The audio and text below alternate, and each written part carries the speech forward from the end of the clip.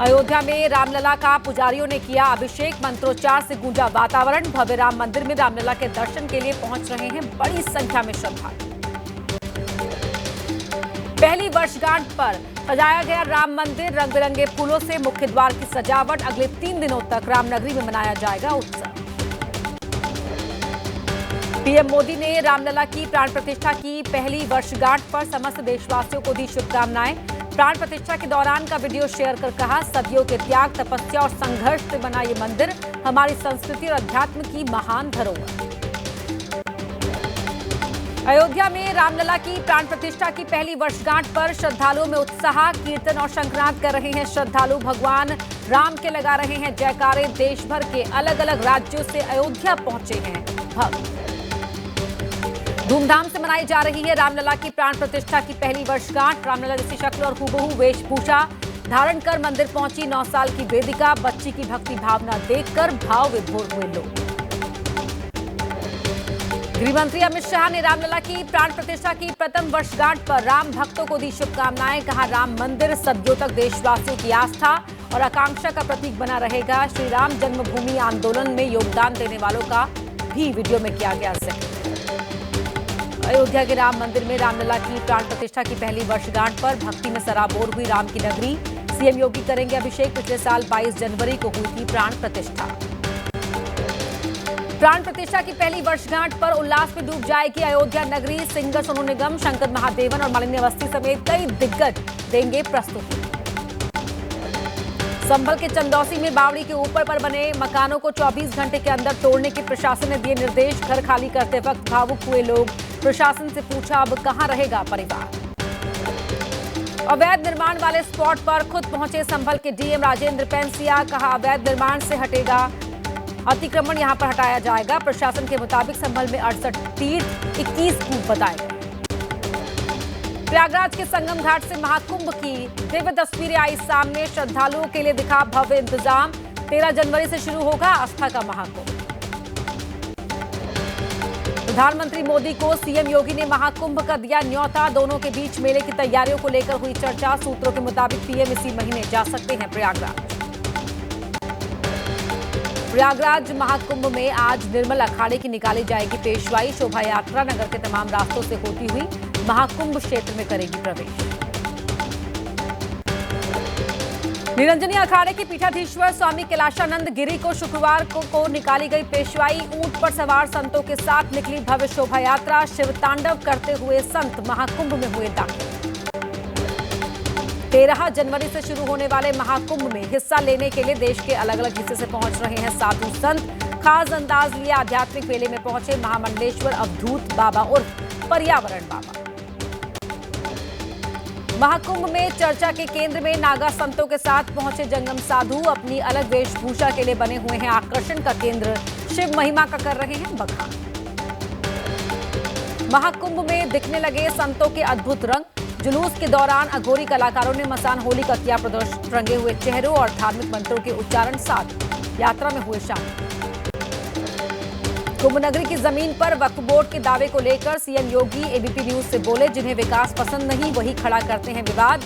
इशारों में समाजवादी पार्टी पर साधा निशाना। 13 जनवरी को पहले शाही स्नान से प्रयागराज महाकुंभ की होगी शुरुआत। यूपी के डिप्टी सीएम ब्रजेश पाठक का दावा, पूरी कर ली गई है महाकुंभ की सभी व्यवस्थाएं। जूना अखाड़े में 13 साल की बच्ची को संन्यास की दीक्षा देने वाले महंत कौशिक गिरी के खिलाफ एक्शन। नियम तोड़ने के आरोप में 7 साल के लिए अखाड़े से किया निष्कासन। बीजेपी नेता साक्षी महाराज ने की सनातन बोर्ड बनाने की मांग। कहा, खत्म होना चाहिए वक्फ बोर्ड, ये ऋषियों की परंपरा का देश है। समाजवादी पार्टी के प्रदेश अध्यक्ष श्यामलाल पाल ने साक्षी महाराज को दी सलाह। कहा, प्रदेश का माहौल ना खराब करें साक्षी। कुंभ किसी एक का नहीं सभी का है। अखिलेश यादव से बढ़िया महाकुंभ का आयोजन किसी ने नहीं किया। दिल्ली के दंगल को जीतने के लिए वादों का दौर जारी। दिल्ली वालों के लिए एक और बड़ी घोषणा कर सकते हैं केजरीवाल। शाम 4 बजे कॉन्फ्रेंस कर करेंगे ऐलान। शीश महल को लेकर अरविंद केजरीवाल पर बीजेपी हमलावर। वीडियो रिलीज कर साधा निशाना। वीरेंद्र सचदेवा ने कहा, दिल्ली के आजम ने दिल्ली वालों के खून पसीने की कमाई को लूटकर ऐसा महल बनाया जो दिल्ली के नाम पर कलंक है। शीश महल को लेकर हमलावर बीजेपी पर आम आदमी पार्टी के सांसद संजय सिंह का पलटवार। कहा, खुद को दुनिया की सबसे बड़ी पार्टी कहने वाली बीजेपी आज केजरीवाल जी के टॉयलेट में फंसी हुई है। दिल्ली की जनता इनको फ्लश कर देगी। दिल्ली के मुख्यमंत्री आतिशी का दावा, रमेश बिधूड़ी को सीएम चेहरा बना सकती है बीजेपी। बोली, अब दिल्ली वालों के सामने दो विकल्प, काम करने वाले केजरीवाल या गाली गलौज करने वाले रमेश बिधूड़ी। बिधूड़ी को सीएम फेस बनाने के आतिशी के दावों पर बोले दिल्ली बीजेपी के अध्यक्ष वीरेंद्र सचदेवा। कहा, जवाब दूंगा तो आंसू निकलने लगेंगे आपके, ऐसी बातें न करने की भी नसीहत। आम आदमी पार्टी के सांसद संजय सिंह ने बीजेपी पर बोला हमला। कहा, बीजेपी वोटर लिस्ट में कर रही है घोटाला। चुनाव आयोग की आंख में धूल झोंक कर गलत पते पर बनवाए जा रहे हैं वोट। बीजेपी के मंत्री और सांसद घोटाले में शामिल।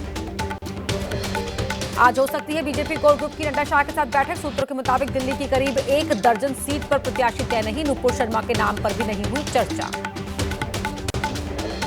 बीजेपी केंद्रीय चुनाव समिति की कल हुई बैठक। पीएम मोदी और अमित शाह भी हुए शामिल। दिल्ली चुनाव के उम्मीदवारों की दूसरी लिस्ट पर हुआ मंथन। आज आ सकती है लिस्ट। केजरीवाल पर यूपी बिहार के लोगों पर अभद्र टिप्पणी का आरोप। पटना में बीजेपी युवा मोर्चा के नेता ने दर्ज कराया मुकदमा। कहा, केजरीवाल ने की अभद्र टिप्पणी। पटना में आरजेडी नेता आलोक मेहता के घर ईडी की रेड। बैंक घोटाला केस में 19 ठिकानों पर छापेमारी। वैशाली कोऑपरेटिव बैंक में 80 करोड़ के घपले का आरोप। पूर्व मंत्री और आरजेडी विधायक आलोक मेहता के ठिकानों पर छापेमारी। ईडी खंगाल रही है कागजात। छापेमारी से जुड़े सवाल पर कुछ नहीं बोले लालू।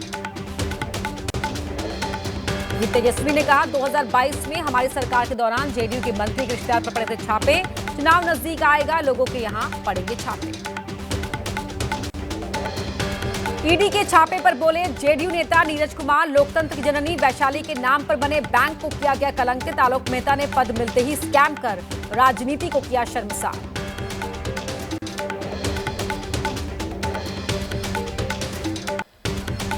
महाराष्ट्र के सीएम देवेंद्र फडणवीस का नागपुर दौरा। इंदिरा गांधी सरकारी मेडिकल कॉलेज और अस्पताल का लिया जायजा। अधिकारियों को व्यवस्था दुरुस्त करने के दिए निर्देश।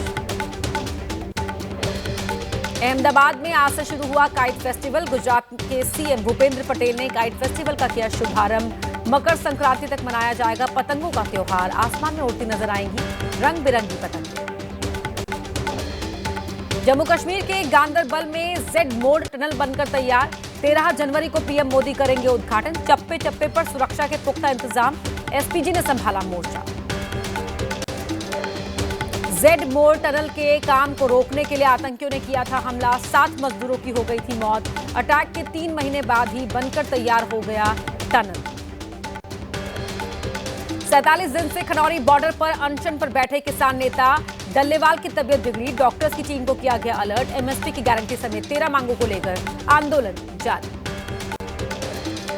खनौरी बॉर्डर पर पहुंचे संयुक्त किसान मोर्चा से जुड़े कई नेता। डल्लेवाल से की मुलाकात। सभी किसान संगठनों को एक मंच पर लाने की हो रही है कोशिश।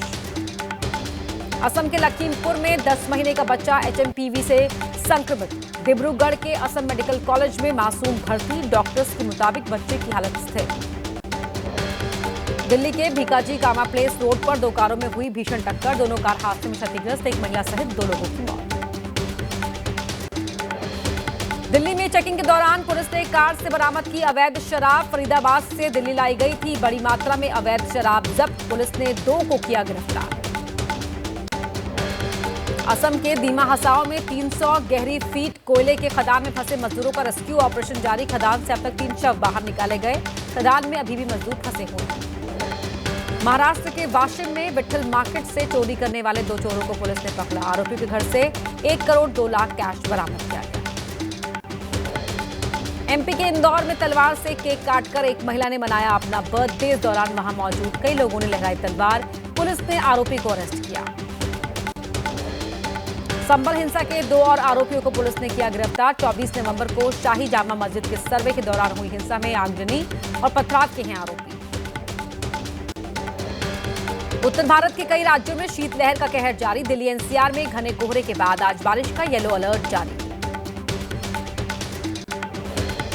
जम्मू कश्मीर के बांदीपोरा में जमकर हो रही है बर्फबारी। घाटी में बर्फबारी के बीच क्रिकेट का लुत्फ उठा रहे हैं युवा। सेना की तरफ से खेलों का कराया जा रहा है आयोजन।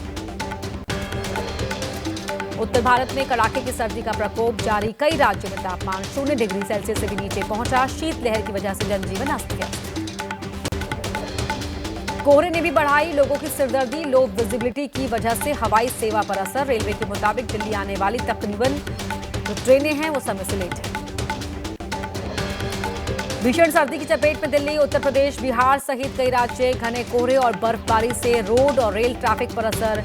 किसानों की फसलों को भी सर्दी से काफी नुकसान। पर्यटकों से गुलजार हुआ जम्मू कश्मीर का गुलमर्ग, बर्फबारी का मजा लेने घाटी का रुख कर रहे हैं सैलानी। जनवरी के पहले सप्ताह में हजारों टूरिस्ट पहुंचे कश्मीर।